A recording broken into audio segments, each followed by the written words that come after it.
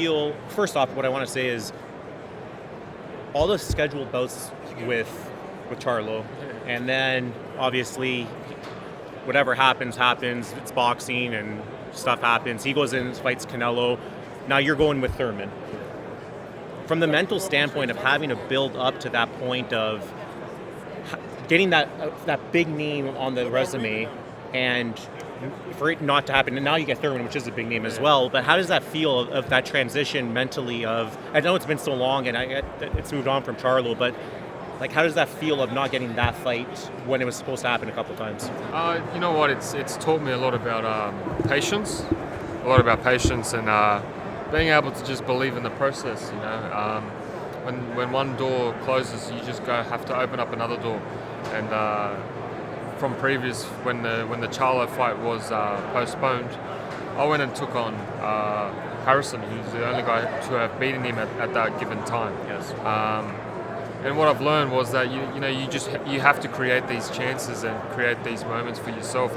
And now I'm fighting Thurman, who's probably the biggest name right now in my career, on Amazon Prime, on the opening of Amazon Prime, which is always a historic type occasion, on a star-studded event with four world titles on the line, and also at the T-Mobile Arena, something that you pinch yourself, I think. That's amazing. Yeah. And how does it feel the PBC have the confidence in you as the main headlining act as the opening of Amazon? Yeah, I think it shows that there is a future towards myself here.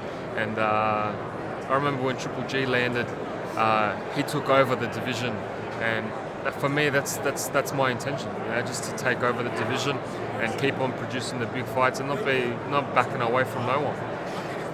Coming from a boxing family, your dad, legendary boxer, how hard was it to live up to that name and become a world champion? Because so many have tried and they have failed. Yeah. And does that give you that extra motivation and push you to prove doubters wrong of previous boxers that have all tried to do that? Yeah, I guess it was more about, not the fans. I think the fighters, you know, they think you're given a silver spoon, but in boxing there's no such thing as silver spoons. You know, you got to earn it yourself.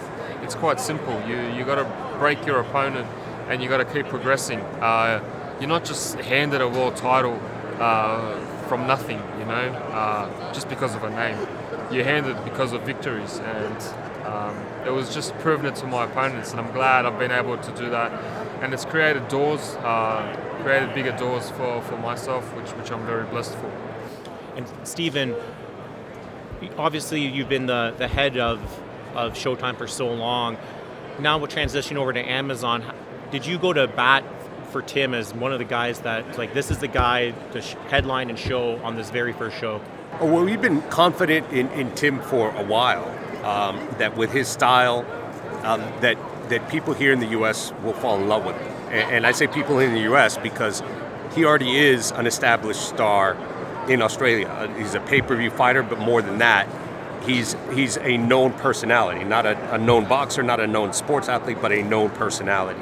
And Tim's got sort of an interesting sort of rationale on why leave that environment and come here that he'll speak about. But in terms of our confidence in him here, look, we all know that there's a great tradition in boxing of Mexican fighters, and they have a specific style, and they're known for something. And I think that is the best way to describe Tim's style. It's no nonsense, it's very skilled, but power, pressure, come forward, all action. And those are the types of fighters that fans love. Is, guys who, from moment one, there's no feeling out, there's no warm up. It's, look, we've been in camp for 10 weeks for this. Let's not mess around. We're here to fight. Let's fight. Sure. And Keith Thurman has been very inactive the last few years. I believe just one fight since 2019. That was Pacquiao 2019 and then Barrios. Yeah. So why has Thurman just seems that he isn't getting the fights, and now he's moving up, and it's 155 the fight, right? Right. But so I guess two-part question is why the inactivity for Thurman, and why is the fight at 155 and not 154? Thurman, he took a little time off. He got married, had a kid. He had some nagging injuries. I actually think that he's still a dangerous fighter. He's not a guy who was old and took some time off. He took some time off in really in the peak of his career. And I think we're going to see a very strong, refreshed, reinvigorated Keith Thurman. Good power, good athleticism, good quickness. He's really got it all. So, 2 years off, sometimes you see fighters take a couple years off and they come back and they look healthier, they look like they've got spring in their step. That's what I see in Keith.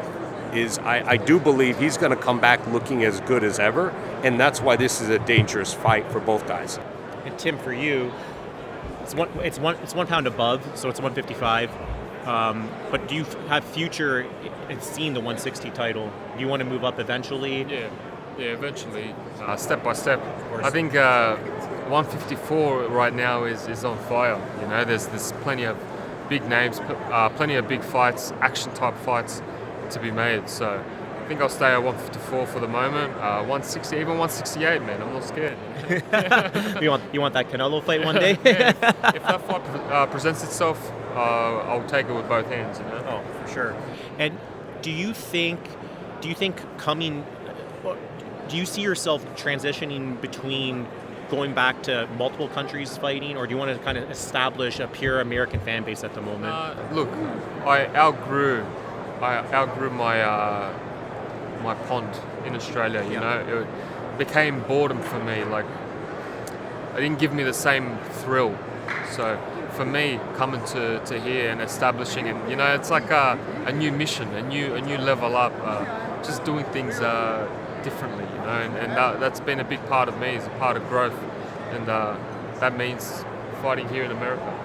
And it's great to see, because when Jeff Horn, he had all that hype at the time. He's supposed to be the next big Australian star, and didn't end up that way. But now you are that actual star, and you have the personality, and you have the entire country behind you. So now coming to America on more of a full-time basis and getting that fan base, especially in Las Vegas, which is going to be insane. It's going to be fun to watch. That's going to be very fun to watch.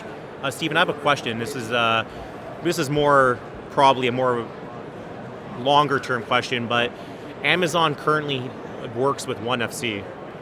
Is there? And I know that you're just starting with Amazon and their stuff, but do you guys see yourself doing any cross promotion with ONE FC at one point? It's interesting. I mean, Amazon also has a deal with the Nuye, who's a Japanese pound for pound fighter in Japan. And it's a massive deal financially. So although they're not known here in the U.S. for combat sports as much, they've certainly made the investment. So I think they're building up a fan base in multiple combat sports, and I think this is a huge opportunity for the fans, getting their boxing on a more accessible basis, and a huge opportunity for the sport. And Tim, what any last words you have for Keith before? Not last words, but like training camp coming up here. What do you have to say to him right now? Yeah, well, man, don't treat this as an easy walkover. This is going to be factual. His hardest fight in his career, for sure. Well, March 30th. Everyone tune in, and it's been a pleasure. Yeah, Thank you. It, Thank you so much. Yes.